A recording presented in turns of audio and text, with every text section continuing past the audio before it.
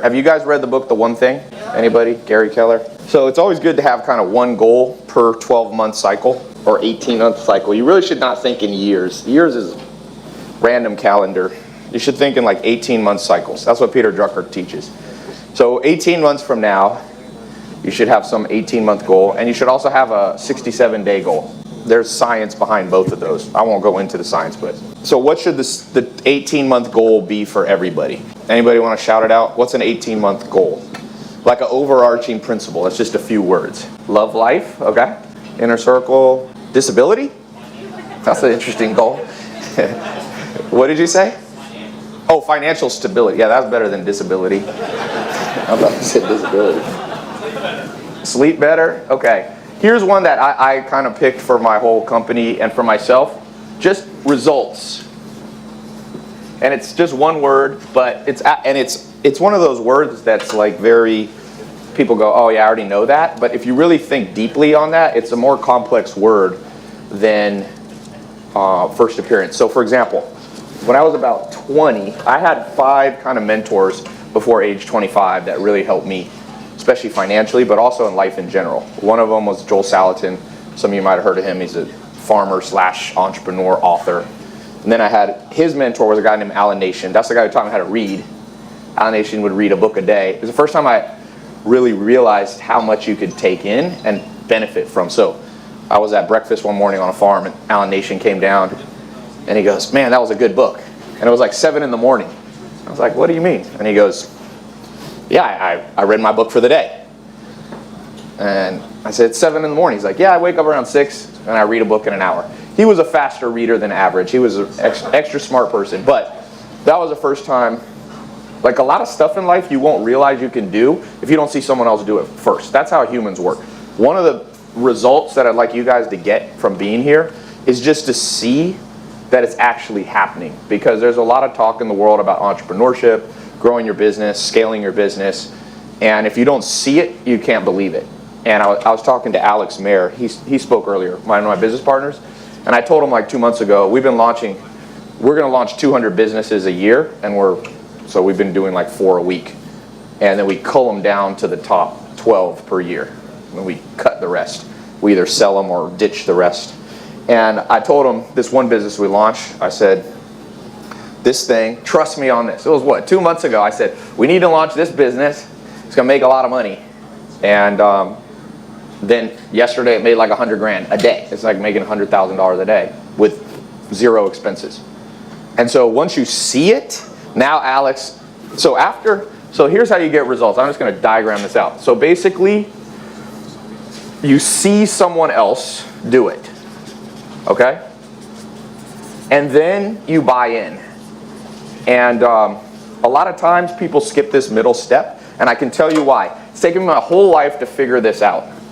And I ran across some top psychologists and some top scientific studies on this. It's called self-sufficiency narcissism. Everybody knows narcissism. You've heard of it.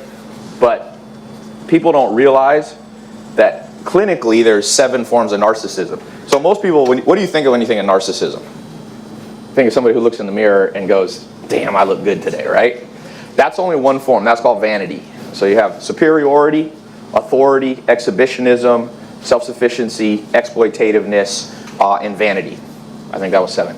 Those are the 7 forms. Now, most entrepreneurs here, I'm assuming, you don't stare at the mirror all the time. Probably a few of you do, but your most likely weakness that's keeping you from getting results is self-sufficiency narcissism. So when I first started, really in like 2011, 2012, what you guys, building my personal brand, I was an entrepreneur since I was 19, but I didn't do it as a personal brand. In 2011, 12, I started doing this personal brand, and I was like, I'm going to talk about how I like books. Surely nobody will have shit to talk about that. Well, sure enough, about 20% of people who see my stuff is like, you don't need to read books, you don't need mentors, just go out and do it. Well, you should rejoice when you see that, because those are your competitors that have fallen prey to a psychological cognitive bias called self-sufficiency narcissism, which is a clinical psychological ailment. So if you're ever like, yesterday I was training with, I train with these guys that are a lot better than me. One of them, he's ranked, I think, number 2 kickboxer, number 1 in the world, Muay Thai guy. And he's fighting on Dana White's show next month And if he wins, then he gets four fights in the UFC. And we were looking at his competitor. So he showed me a video doing competitive intelligence last night. And he was like, right away, his name's Giga. I was like, Giga, this guy has major problems. You got a great chance against him. And he was like, yep. So for all of you, when you run into people that are like, I don't need books, I don't need mentors, you're like, yes, I'm fighting against a handicapped entrepreneur. Okay? No offense, I don't mean it making fun of handicap. I'm just saying. It's like fighting with one person that got their arm tied behind their back. You're going to beat them. So results, back in when I was about 20 years old, when I met my second mentor, Alan Nation. He walked down the stairs. He goes, I read my book for the day. All of a sudden, I bought in. And see, the things that are going to get you results in this year, we can kind of divide them into two quadrants here. These are the results quadrants, if you want to write this down. So one of them is what you know. And that's what Joe Soto and Alex was doing here. Some of you are strong on what you know. You know Facebook ads, you understand funnels, you understand entrepreneurship, scaling, all that stuff. But what goes in this quadrant? Who? Your network. Your net worth is your network. You ever heard that? Or your income and net worth is the average of the 5 people you spend the most time around. I can tell you, I've heard that cliche for many years, and it is very true. Okay? And I'm going to talk about that later because it's a catch-22. You really should be hanging out with people who here, this is a kind of scary self-audit that I'm going to show you guys how to all do. And you should do this once a week. Who here spent 40 hours last week with somebody who's 20 years ahead of where you want to be in business? Their results, like you want to in 20 years be making 10 million bucks a year, they're doing it. Who spent 40 hours in person with that person? 2. Okay. Who spent 0 hours with somebody 20?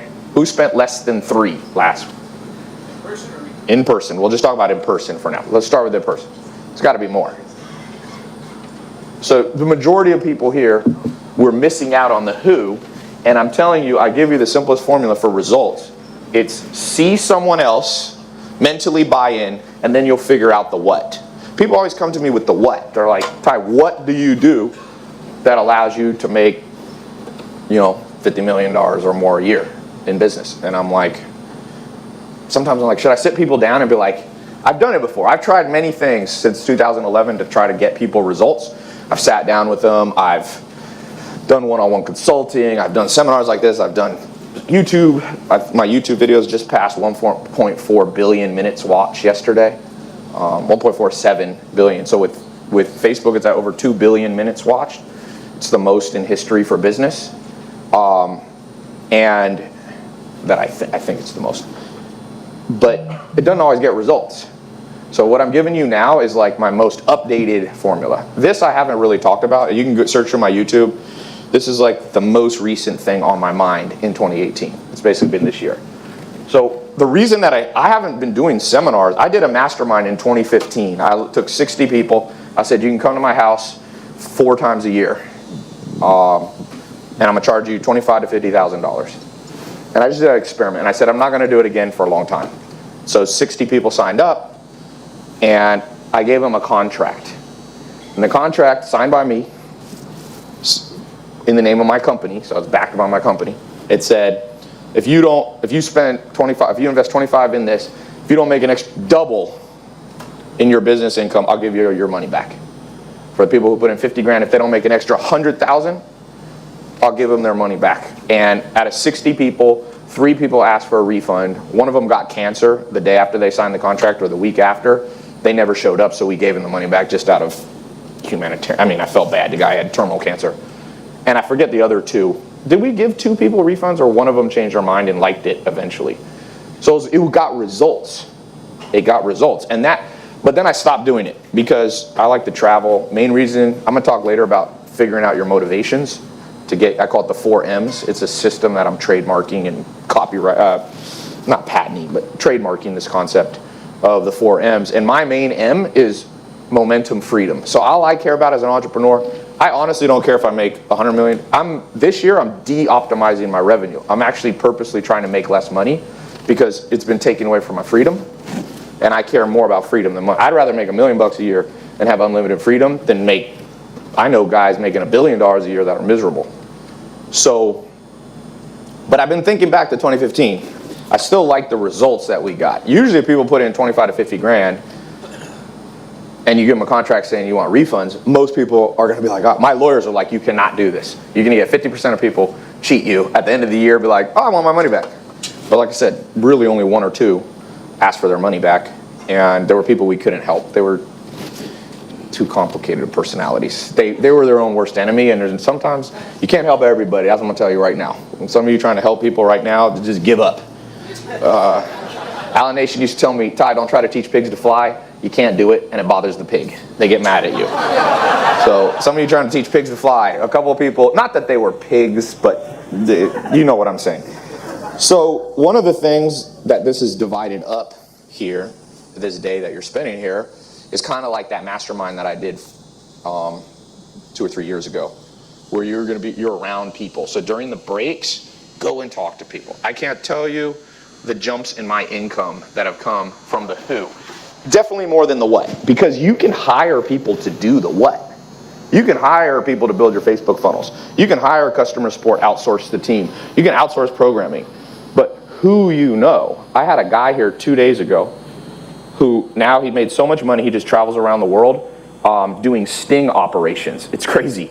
He there's human slavery is this big thing. So this guy owns an $11 billion hedge fund, okay? And real estate fund. It's one of the biggest funds in the world. And I did a talk a few months ago, and how much did he pay? $28,000 to have lunch with me. It was a charity auction.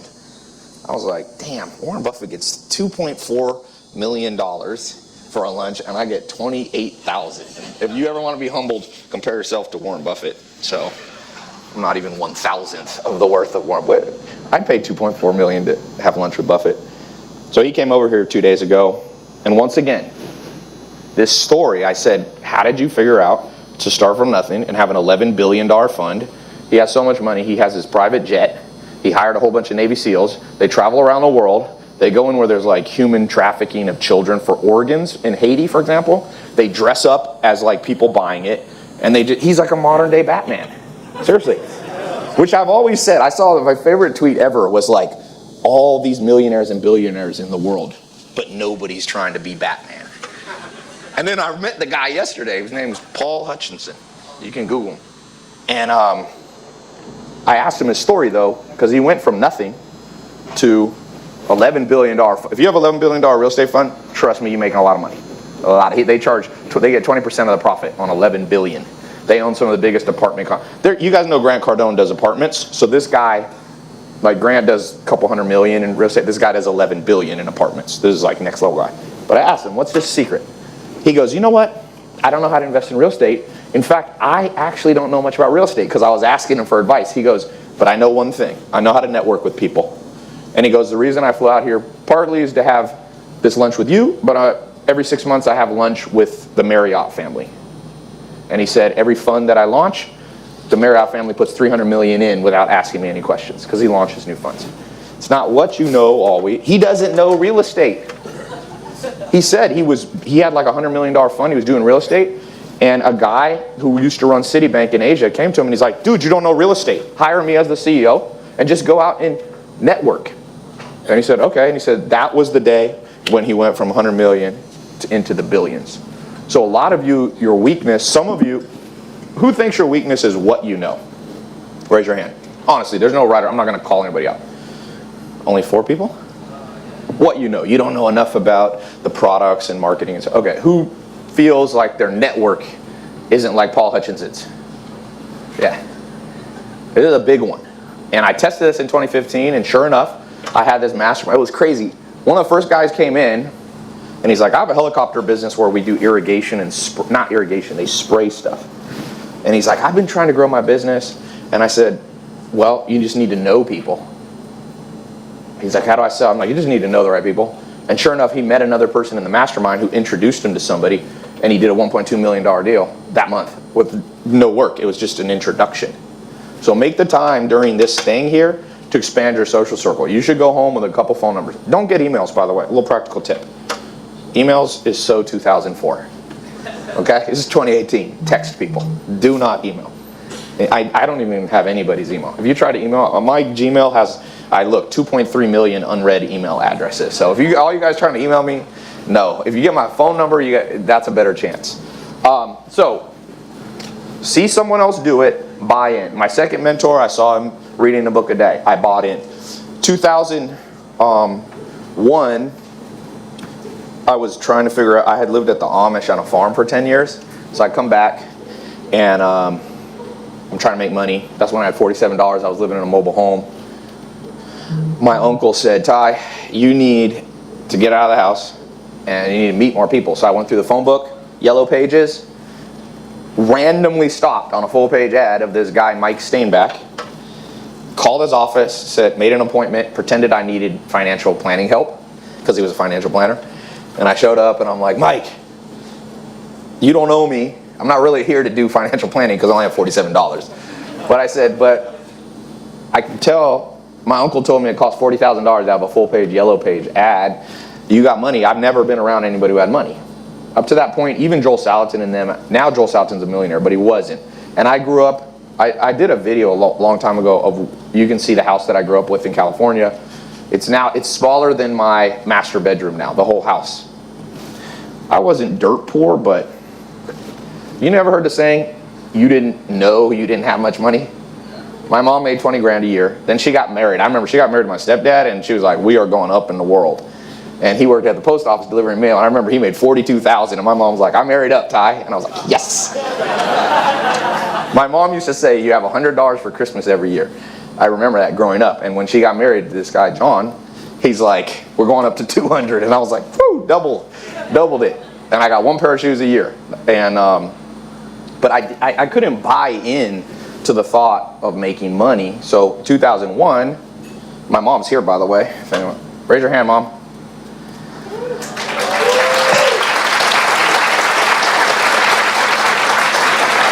Mom, I didn't even tell you. I went back to the house in San Diego. Do you know how small that house was? Oh, I'm over here. You can look at the one where Christopher was born. Oh. It's teeny. It's insane. Yes. But it looked big when I was 8 or whatever. Anyway, so now I'm in my early... 3 bedrooms. Yeah, three bedrooms like this. But I couldn't buy it. So 2001, I bought this online pro. So this Mike Steinbach guy, back to this guy I found on the Yellow Pages, he says to me, Ty, you don't know me. I said, Mike, you don't know me, but I'll work for you for free if you teach me what you know. And he was sitting in this chair. He looked like Tom Selleck. He had a big mustache. Some people said he looked like, what was the other? Rick worked with him. What was the other guy? Saddam Hussein. He also looked like with his. He preferred to be called Tom Selleck, not Saddam Hussein. And he just turned his chair. He's sitting there and he goes, I've been looking for a guy like you for 20 years. Come in the morning. I'm gonna show you how to make money. And I was like, woo! And I went home and I couldn't afford a suit. Because he was like, you got to dress better. I forget what I was wearing. But I found a Salvation Army suit, and it was insane. It had shoulder pads. I found a picture of it. Herman has it. For those of you who know Dr. Fresco, he blackmails me. He's like, I'm going to post this on my Instagram. And I showed up, and he gave me this office. It wasn't really an office. It was a closet with no windows. He pulled 2 filing cabinets out, and he rolled a chair in there with a desk, and it was so small that I couldn't pull mine. It was like an airline seat. It was like, went back that far. And he gave me a list of cold calls. He said, start calling this. This is how you make money. He told me, Ty, if you ain't afraid of the phone, you'll always have money in your bank account. That's, by the way, what I told Alex 2 months ago when we launched this Boost sales floor company that did 100 grand or whatever yesterday. And so, but I was still not bought in completely. But I found a course online by Corey Rudel. Who here remembers Corey Rudel? Mike does. Both me and Mike. For those of you who know Mike Long, who I think he's talking, or maybe already talked, I bought this course. It was all the money I had. It was like, by then I'd saved up a little money working for Mike, $500 or $1,000. I spent it all. I get this 3-ring binder in the mail. There was before videos, really. And I go through it, and I don't remember anything from it except see someone else. It was a video of a guy, or a picture of a guy, Corey Rudel, who said he had made $28,000 that day while laying on the beach in Hawaii. And I was like, this is probably a scam, but I gotta be, so you gotta be open-minded. Most people thought it was a scam. Turned out, I researched the guy, I never met him in person. He died in a car crash in 2008. He bought too many fancy cars, drove a Porsche into a side of a cliff in San Diego. That's why I always drive a little slower than people think in all these cars. I'm like, I don't want to have this Corey Rudel thing. But I saw, like, I bought in, and I went in 9 months to making 6 figures. That to me was a lot, because no one in our family had ever made 6 figures, or friends or anything like that. So it was who I met. That was virtually. This Corey Rudel guy, I got results because I saw someone else and I bought in. I remember the day I bought in. I just was like, yeah, I think this is real. And when you buy in, then the what came. I figured out Instagram. Google AdWords. I was one of the first people to use Google AdWords. I made a website called lifeinsurancetricks.com. It was a long page. It was about 7,000 words. Most marketing is too short. Little practical tip. Most of you have videos on your website. You have 2 paragraphs. No, this Corey Rudel guy was like, you need long copy. So I wrote 8,000 words on how to buy life insurance. 12 secrets to buying life insurance. And it was good. It was actually informative. And at the very bottom, it said, if you want me to help you, I'm licensed in 50 states, I'll help you. And leads started pouring in to the point that the CEO, I worked for GE at the time, which was the largest company in the world, GE Financial. The CEO of GE Financial, John McGilchrist, called me and goes, Ty, are you doing something illegal? I'm like, why? He goes, today you submitted, this week, $70,000 in commissions to be owed to you. He said the average person that's been with us for years is submitting like $8,000 a month. And I didn't want to tell them what I was doing because I thought they would steal my ideas online. So I was like, just trust me, it's completely legal. And sure enough, I went to 6 figures in 9 months, and then I scaled up, I forget, $200,000, $300,000, $400,000, $500,000 a year. Now, what was the next big breakthrough? No one told me this, and this is a sad thing, because between 2001 and 2008, I went up in income. I've gone up in income, I think, every year since 2001 to today. I've always gone up. But the increments weren't huge. Probably went from 100 grand to 120 or 150, something like that. So by 2008, I was probably making, I don't know if I was making quite $1 million a year, but it might be $1 million a year. I was sitting at a dinner, kind of like this. It was a conference kind of thing. And a guy looks at me and goes, there's a new thing out, Facebook ads. You should try it. And I remembered back in 2001, last time I listened to somebody, it kind of worked. So I went home. I was living on Hollywood and Vine here in Hollywood. I built some Facebook ads, did not know what I was doing. I remember I had a date, and I went to sushi. And I came back, and I made $17,000 profit in 2 hours. And I was like, I told that girl, you are good luck. We should go on dates every day. And so it was a who event, and I bought in. I wasn't that skilled. And that's why one of the things I want you guys to take away is a lot of you are really heavily focused on the what, which is important. Don't get me wrong. Having Facebook ads skill and this skill. But that was a who event. Who I bumped into, 2008. 2014, almost 7-year increment, 6-7 years later. I'm at another conference like this, dinner. And by the way, the reason I started going out more, in 2008, I bumped into this guy named Ryan, who's one of the best internet guys you'll ever meet, but he will never come speak at one of these. He's the most secretive guy. He makes about $6 million a month net. He's a king. People think I'm the best marketer in the world. I'm like, no. This guy is 10 times better than me. In 2008, he's the one who told me, he said, Tom, an introvert, you got to get out more. You got to get out more. An introvert was telling me, an extrovert, I got to get out more.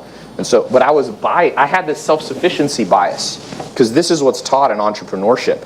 Hustle, grind, work harder, and you'll make more money. Who here works hard? Who here works twice as hard and automatically makes twice as much money? One person out of everybody. It doesn't work that way. And for those of you who want real science on this, there's a book by Jim Collins. You guys know Jim Collins? He's considered the best living business teacher right now. He wrote Good to Great and all these. He has the science where he studied the top entrepreneurs going back to 1950s. What made IBM, Bill Gates, all these things. What were the big events where their income went up or their revenue went up? He said it was who events. He thought he would find what events. Like somebody found how to use Facebook ads, and that's what made them more money. It was who. Bill Gates ran into Steve Ballmer. I had lunch with Steve Ballmer. I'm like, what's the most important thing that ever happened to you? He's like, I was at Harvard and somebody said, you got #2 in the United States in math. You want to meet the kid who did #1? And Steve Ballmer's like, okay. And he not waddles, he's not fat, but he goes over there and someone's like, here's a 19 or 20-year-old Bill Gates. And they shook hands and became best friends. And he's worth $32 billion today. It's a who event. You guys don't have enough who events. That's I guess this is a long-winded way. I got to increase over the next 18 months the amount of who events that you have. Everything else out there is important, but not as important. 2014, I'm still remembering what Ryan told me in 2007. Get out more. I went to a dinner, and I don't even remember the person who told me this. It was like a big group of business guys, and one guy said, Ty, you know what? I think you'd be good on video. You should make a YouTube channel. I had no YouTube channel. I had an Instagram that had, 3,000 followers or something, and it was all pictures. I didn't know about video back then. And I resisted. This was like August 2014. I didn't instantly buy in. You know why I didn't buy in? Because he wasn't doing it. Does that make sense? So it's harder to buy in when someone tells you, but you don't see them doing it. People are like, Ty, why do you post Lamborghinis and Ferraris? Trust me, it's not to show off. I got my first Ferrari in 2008. I never posted a picture of it for 7 years. Okay? You can go back on my Facebook. I posted one picture, I think, in 2009. If I was the last guy on the planet, I'd go straight to a Lamborghini dealership, like Will Smith in that one movie. What's that movie? I Am Legend. I'd be like, oh, he got a Mustang. I'm like, no. I like Mustangs. You get a Lamborghini. So I didn't know about video in 2014. I'm sitting at this dinner. The guy's like, dude, do YouTube. I didn't buy in because he wasn't doing it. But I remember back 2001, it worked for me. 2008, I learned about Facebook. 2001, I learned about Google from somebody. I'm going to buy in. So I was in, it was December 2014, and I started making videos. It's still up on my YouTube. It's me and my childhood friend, Jeremy, driving around a Lamborghini. And it's funny, I had him wear the sound equipment because there's only room for 2 people. So he has a headset on. So when I released this video, it kind of backfired on me because everybody's like, look at Ty talking to his friend who's so bored he put a headset on. So everybody thinks, they don't realize it's my voice. They thought he was like listening to Spotify. So this video did not work out as well as I thought. But the first one's not as good. But I went to Europe for me and Zach in 2014, New Year's Eve. I'm in Paris. This is like a day or 2 before this shooting, that first big shooting in Paris. And like a day before, Nathan had called me and he goes, Ty, I have another house in Hollywood. He goes, dude, we got too many books. You just got to order. Because I go on these little binges. I go on Amazon and order like $400 worth of books. I'm like, no, add to cart. So my assistant there is like trying to get ready for Christmas and there were like boxes pouring in. And I had put libraries in every little room I could. And I said, dude, just buy a whole bunch of bookshelves and stick them in my garage. So when I come back about January 14th, there's all these books and bookshelves in my garage. And I bought a Lamborghini. I got one for Halloween. I wanted to be Batman in 2014. That's why I got that black Lamborghini. And so I was sitting, and here's another Who event. I don't know if I've told you this, Alex. I was friends with Alex. We weren't in business. And he had come down, I don't know, sometime a month before. And I had been like, let's go to a club. And Alex was like, I don't think you remember saying this. He was like typing. Alex gets very into making money. And Alex was like, recreation is overrated. That's what he said. This is the only words. This is like recreation. So he like shamed me that day. So a month later, I'm back from Paris. I'm at the house. Nathan, I look in the garage. There's books in there. And I wish I had this screenshot. I had planned to go to a club. It was a Sunday. I think it was January 21st. Somewhere around there. 2015. And I planned to go to a club. And Who event, somebody's words in my ear was like, Ty, just, recreation's overrated. So I texted everybody, I'm going to stay in. And I remember I had a phone. It wasn't this one. I kept the phone. It's in there. It's the same phone. And I just grabbed it, and I remember thinking, I'm going to see if I can make some money today. And the guy about the YouTube thing from 5 months before was in my head. I should try YouTube. So I went in my garage, and I literally just grabbed the phone, and I was like, what should I talk about? And I understood the 25 cognitive biases. It's actually a more sophisticated video than people realize. Who's here seen the Here in My Garage video? So I just recorded Here in My Garage, just got this new Lamborghini. We launched it 5 days later in, I think it was January 26th or something. And I was actually doing a conference And my marketing guy, while I'm on stage, he's in the back laughing. And I'm like, what is he laughing? I'm not even telling jokes on stage. This guy's laughing. Maybe I thought like my zipper was down, something like that. So I go at the break to him, and he's like, dude, we made $100,000 today. And he goes, I think we're gonna make $150,000 today, and we'll spend 50. And I was like, well, damn, that video worked. And that was the beginning of YouTube for me. And it was, but I can't take credit. It wasn't my genius. I didn't sit in a room and you know, just go, oh, I should do YouTube. I wasn't even reading. Somebody told me. And I can't remember the person. I can't give them credit. You guys need, so I've given you 3 luck events that happened after my mentors. 2001 was an online luck event. Bumped into Corey Rudel. I often think, what happens if I hadn't looked at that banner ad? It was a banner ad. It wasn't even a video ad. Probably the whole sequence of events up to now wouldn't have happened. What if I hadn't done Facebook ads in 2008? Because I saw my income. That's when I figured out that you can make 7 to 8 figures relatively easy. And then 2015, if you start making 100 grand a day, it'll change your life. And every person here, if you came here and you're like, what's this boot camp? Who's been on the calls that we did for a couple months? Those are all good. We did a lot of what stuff, but the reason I included an event, what I thought was important, back to 2015, you guys got to meet more people. And somebody in this room, I promise you, some little thing they know, they might be making less money than you. Some person in this room knows some little key to something. It might be an introduction to another person. It might be a mental framework, like recreation is overrated. It might be a new marketing avenue. And that's when you 10x your revenue and your income. Does that make sense? Now, we're going to break here in a couple minutes. Are you guys dying here? You guys okay? We're going to break, though, because we got good food for you. We got Will Smith's former chef cooking for you guys. I met Will Smith once, and I was like, I stole your chef. He's like, I love Sean. Tell him hello. Will Smith is a nice guy in person. So I've given you the good news, kind of like a guideline. You guys got to get out more. You got to kill the self-sufficiency narcissism. It's a clinically diagnosed psychological ailment, by the way. So when you see people being like, you don't need to read, just do it. Be like, you have a clinically, like a psychologist would be sitting on a couch like, okay. Diagnosis, whatever they get, lithium, here we go. But entrepreneurs pride themselves on psychological ailments. I mean, people are like, oh, yeah, I did it on my own. I'm like, no, you didn't. Jay-Z at 12 years old ran into a teacher named Leo something who said, you're a good poet. You should learn how to put words together and rhyme. What's Jay-Z's current net worth? Near $1 billion. You can ask Jay-Z. He's got an interview. He's like, what changed your life? Oh, this one teacher. I was in the ghetto. He said, all my best friends are dead by 18 years old. But she told me, you're good at lyrics, not lyrics, poetry and writing words.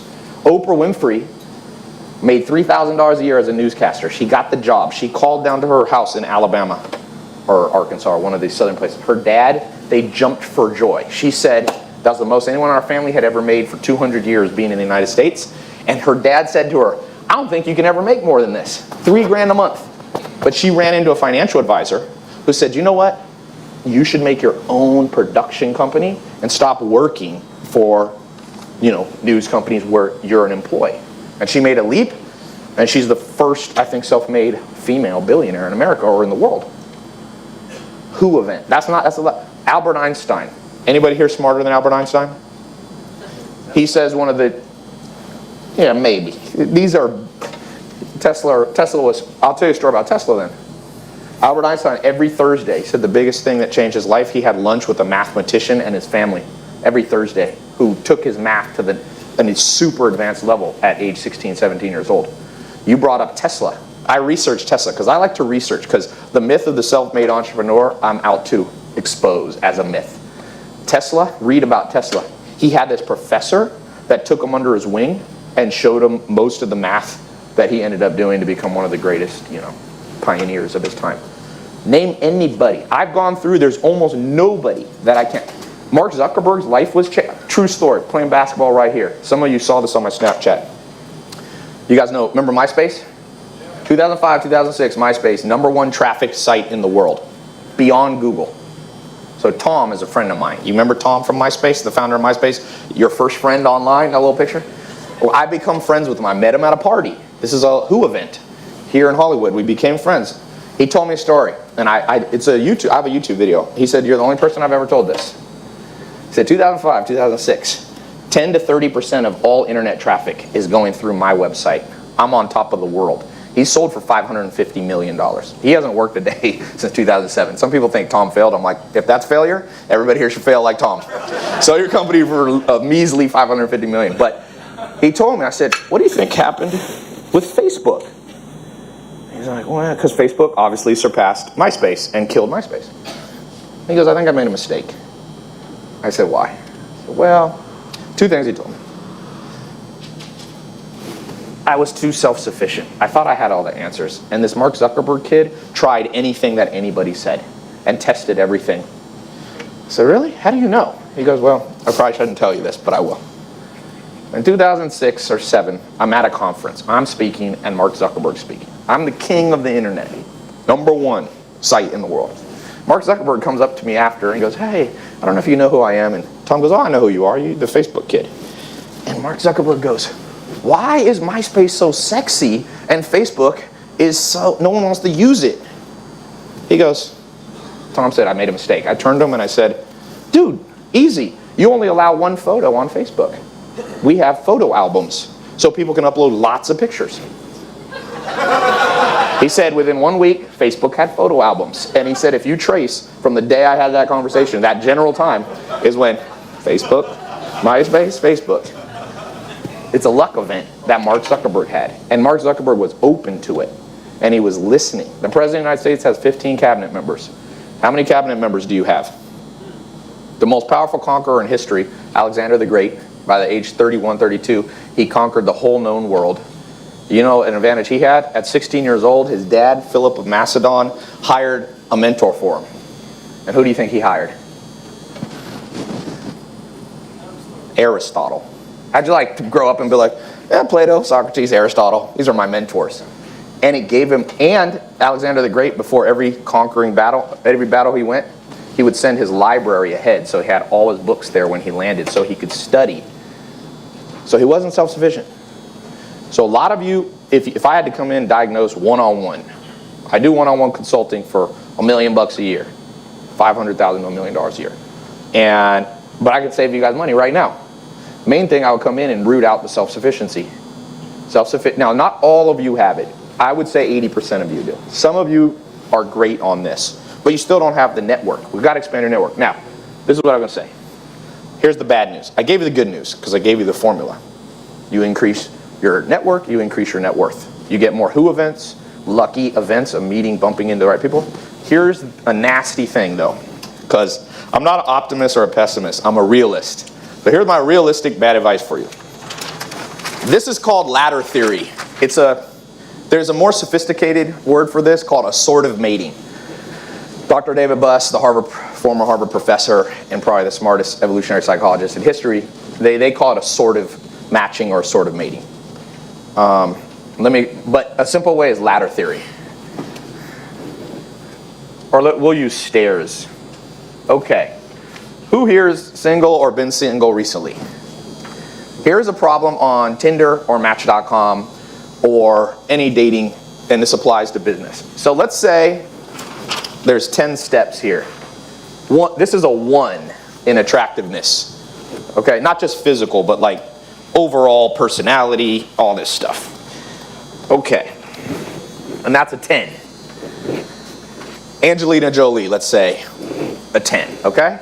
Who did Angelina Jolie end up with? Who does she have kids with? Brad Pitt. What's Brad Pitt? They say he's probably the most charismatic charm. Anybody I've ever met, I've never met Brad Pitt, anybody I know says, you'll never forget meeting Brad Pitt.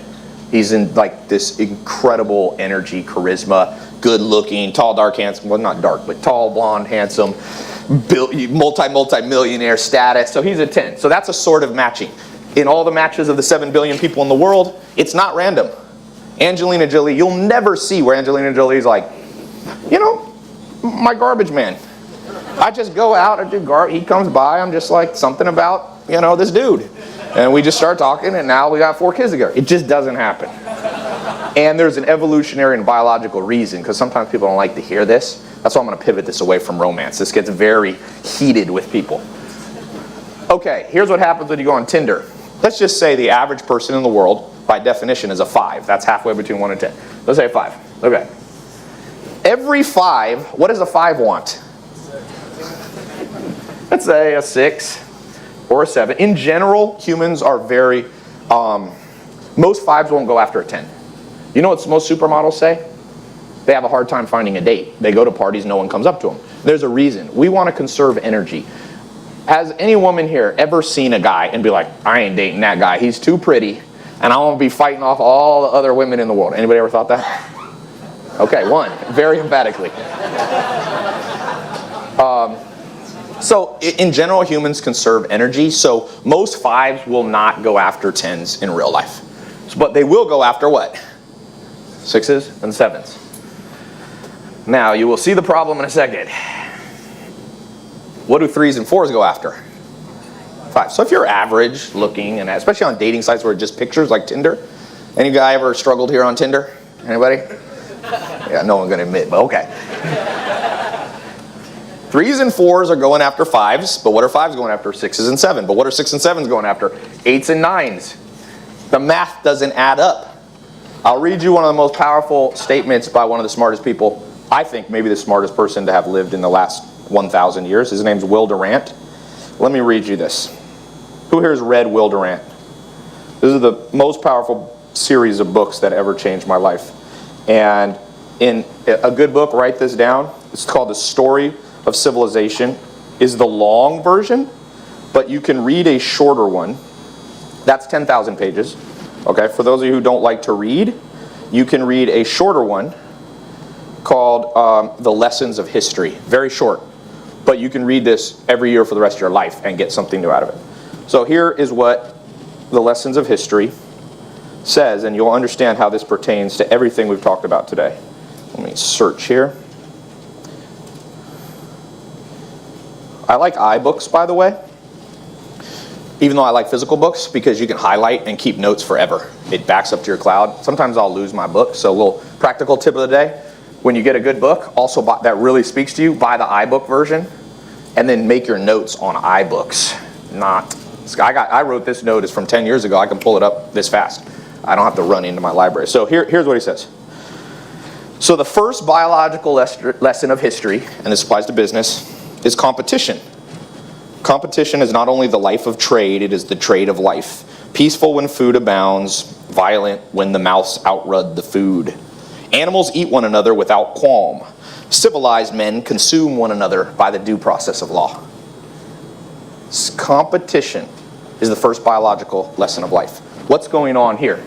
The 5s are competing for the 6 and 7. Do they have to compete for the 3s and 4s? So they don't care about them. Who here has ever had this problem? The people I'm really attracted to don't text me back.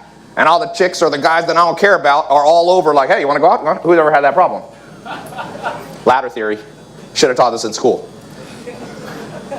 And it will never go away. Even in utopia. We're built that way. How does this pertain to business? Okay. What's the average income 5 of business owners in the United States? Who knows?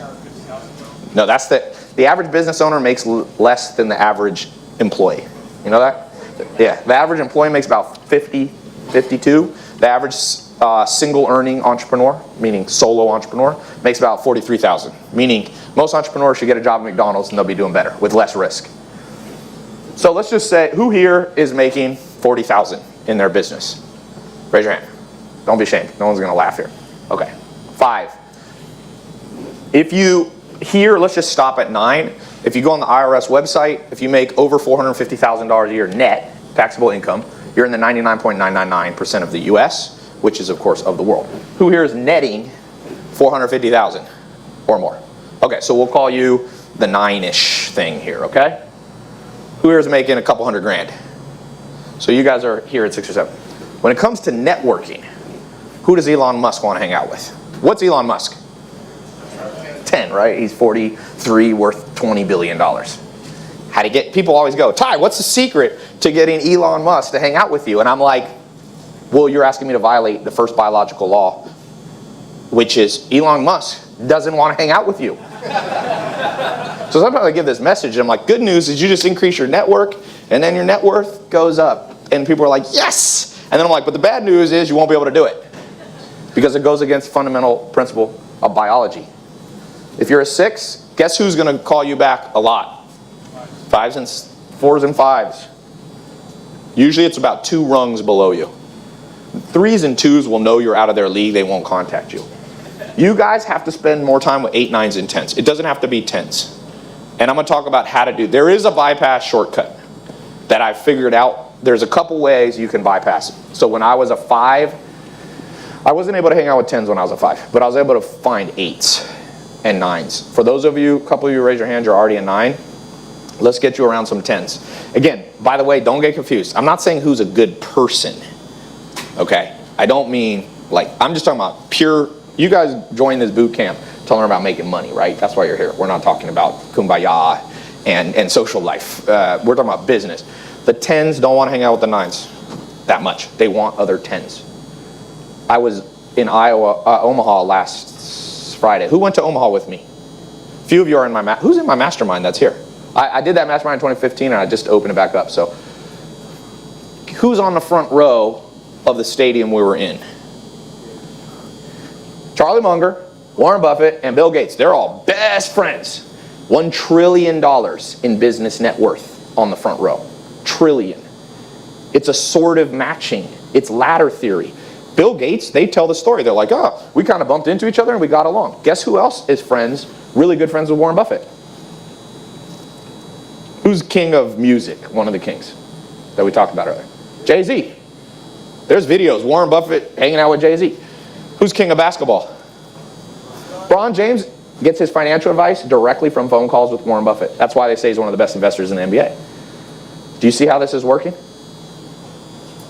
So, after lunch, I want to talk to you about some hacks that you can do to bypass this. Because I can promise you this, and I want you to think about this as you network. I'm gonna step off the stage in a second, and they're going to do an announcement on how to get food and stuff. But I want you to just picture this in your mind's eye right now.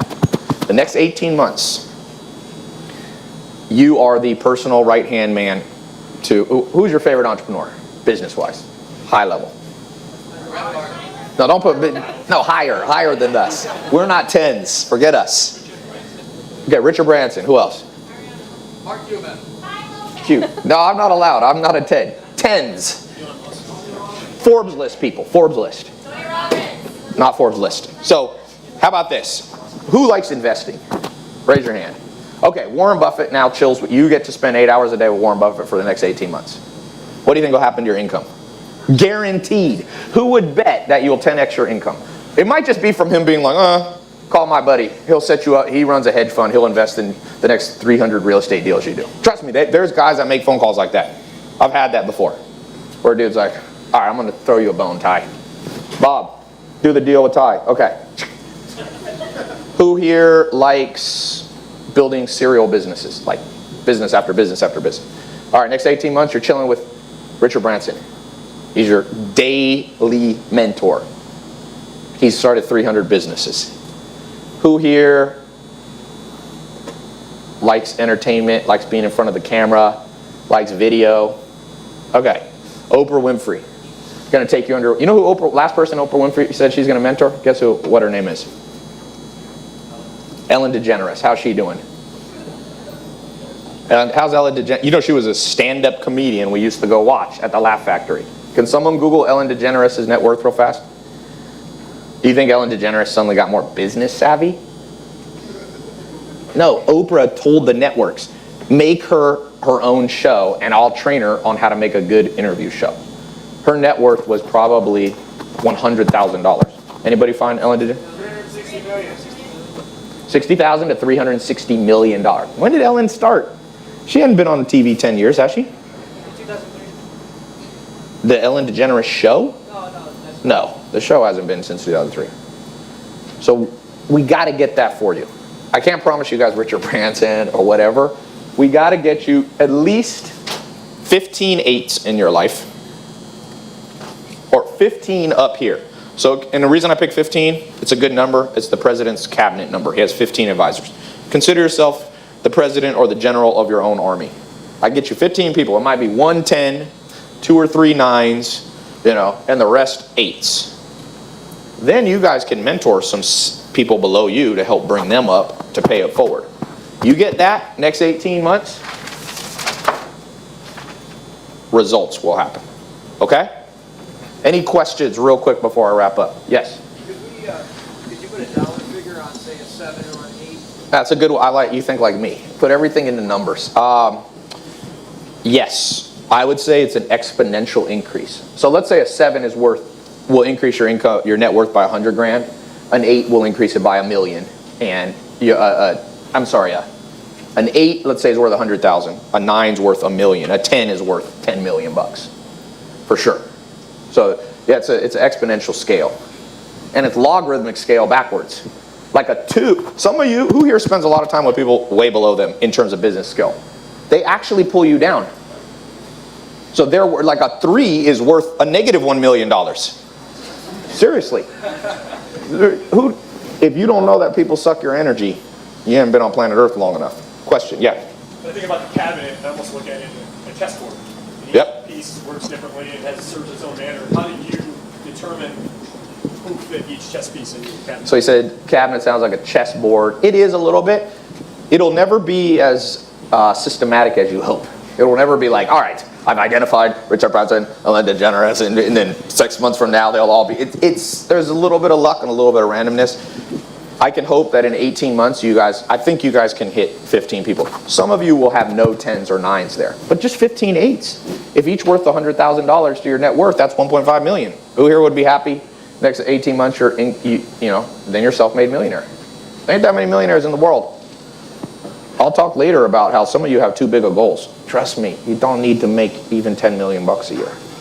I've tested the upper and lower bounds of income.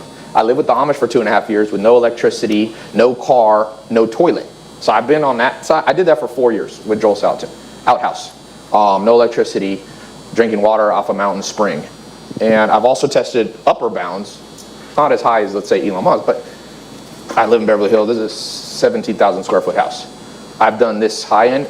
Most of you, a lot of you only need to make $1 million bucks a year and net 30%. 300,000 is a lot of money. You net, and the next group of you should make 3 million gross, net 1 million. You know how much you can do with 80,000 a month free? If you have half a brain, you can do a lot. Remember, money is exponential, meaning if you net $1 million, for example, you can go to banks and borrow 3 to 5 million bucks on real estate deals or other deals. So it's an exponential. And some of you should try to hit 10 million and net 3 million. Most people don't need to make more than that. There's no point. That's another thing. I do not agree with a lot of the things that people teach in business. And I can prove, I'll tell you why. Your health will degrade after a certain level. Okay? And it is a fool's game that nobody can logically respond to me why you would want. I mean, Steve Jobs said, I don't want to be the richest man in the graveyard, but he was.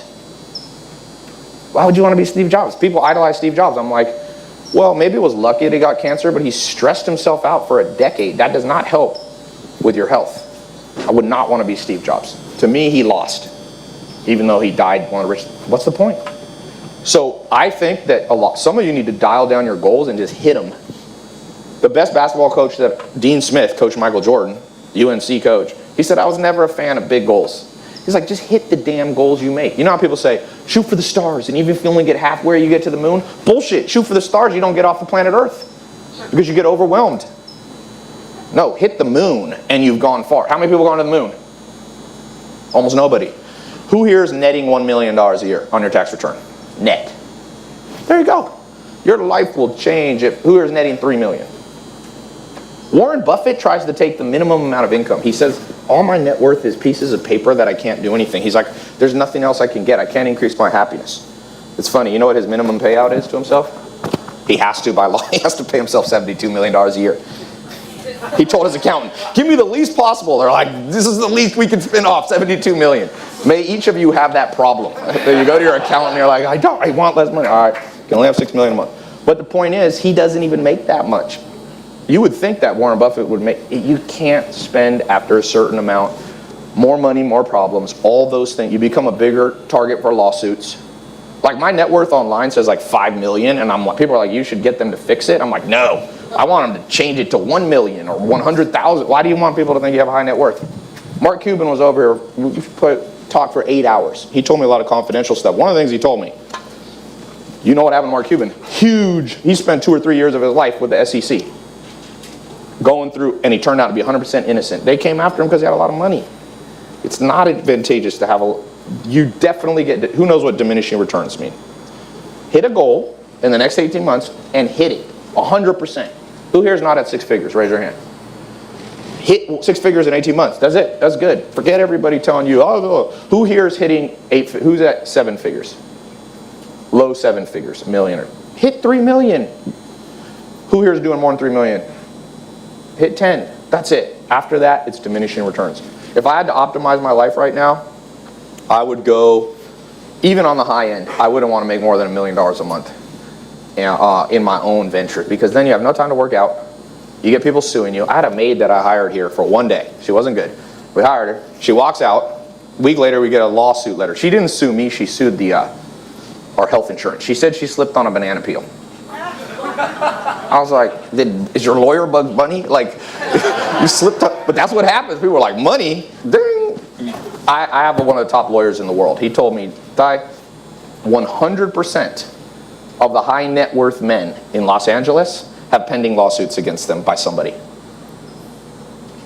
Because I was asking him, I was like, I heard about this football player, he got it.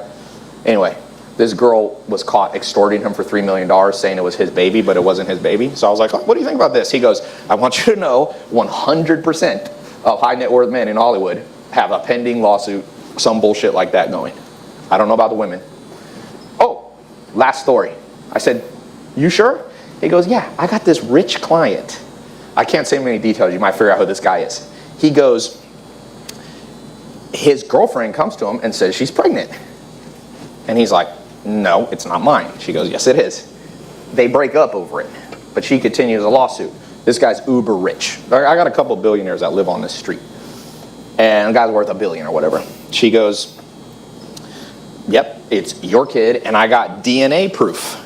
So the thing goes to the next level before court. DNA. Her lawyer submits to this guy, DNA proof, this is your child. So I asked my lawyer, what the hell did you do? How do you win that? He goes, this guy's been infertile for 20 years. He said, we knew that. He said, 0 sperm cat. He has a condition. He's like 75. 0 sperm cat since he's 50. What the woman did, she sweet talked he had a real daughter, the rich guy from years ago, her to come to dinner. When the lady went to the bathroom, she swabbed off her DNA, the daughter's DNA off the cup, submitted it, and that's how she was trying to say. And so she eventually got caught and got in a lot of trouble. Now, I'm not saying that this is women accused false. It's both ways. There's a lot of shady people about it. I'm saying, if he was his net worth was $10 million, she wouldn't have come after him. And I had one of the richest men in the world over here at my house 2 years ago, and I had a chef and stuff, and he goes, Ty, you're spending way too much money. You ever heard people just say, just grind and take all that money and reinvest it into business and you could have made more money? And I'll never forget, I was joking, because this is like a high status guy. He goes, yeah, but I'm way happier than you. And I'll never forget his face. He just like sunk, and he was like, he like broke down. I was like, uh-oh. He's like, I hate my life. So trust me, when you get in the inner circle of what's going on, almost all billionaires that I know have crappy lives. Almost every one of them. Even Elon Musk just published a huge article, how lonely he is. Major thing dealing with loneliness. Hit your goal. In the next 18 months, I promised you guys, you came in this program, when I come back later, we're going to write down the real goals that you can get results. And I'm not going to allow anybody, there is such a thing as greed. Some of you are too greedy. Pigs get fat and hogs get slaughtered. If you in my mastermind or my boot camp, I don't want anyone here slaughtered. Okay? One last question, and we'll wrap up here. Maya's going to throw something at me. You guys okay with me being long-winded? I don't have to be. Yes. They can just hand the mic to you. I don't have to pick. Whoever they give the mic to, I don't want that responsibility. How do you know who is an 8 or a 9? You don't wear your income If you don't know if they're an 8 sleeve. or 9, 8 or 9. You know? It's like this. Who here thinks Chuck is tall? Look over there. Does anybody need to know his exact measurements? How tall are you, Chuck? 6'7". Did anybody look over there and be like, I need to measure that guy? You'll know. I can tell when I meet a business partner. It takes me like 5 minutes to know. I'll talk about something, but you know what? I'm going to say this. If you meet somebody who says they're rich and they have no extravagant part of their life, they're lying to you. And now that goes, you're going to hear a lot of stuff that go, hell no, the average millionaire in America drives a pickup truck. There's something extravagant in it. If you don't find anything extravagant in their life, I call bullshit. I'll be right 99 out of 100 times. Even Warren Buffett, you know he has the same house that he bought in 1958? And everybody talks about that? But he also owns a fleet of private jets. Okay?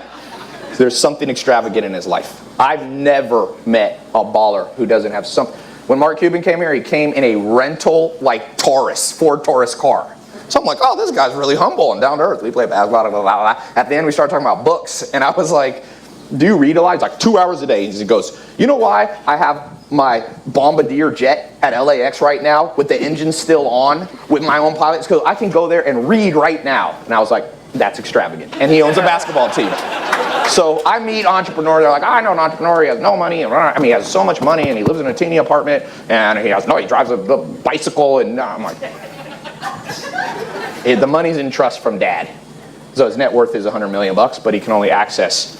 I had a girl here the other day, a friend of mine from Europe. She's the youngest billionaire in the world. But I had to buy her a ticket here because her money's in trust from her dad. The money story, always you will see something. Hopefully you don't follow somebody that everything is extravagant. Like for me, I wear no jewelry. I never cared about jewelry. I like big houses and I like fast cars. But when I lived at the Amish, I liked fast horses. It's not, I just like, my mom, my 100-year-old my grandmother's 100. You guys seen her on my Snapchat? I was at the beach the other day and I was like, what was I like when I was 2? She's like, Ty, I used to go in the garage steal our keys and try to open all the cars and go vroom, vroom, vroom, vroom. So that's an extra, and I like big houses because they have purposes. This house has a purpose. I can play basketball, gym. You guys can come here. So look for people who have one extravagant thing. I know Grant Cardone has money because he just bought with cash a new G6. You don't buy a G6 cash. He might have bought a used one, but that's $20 to $60 million car. Okay?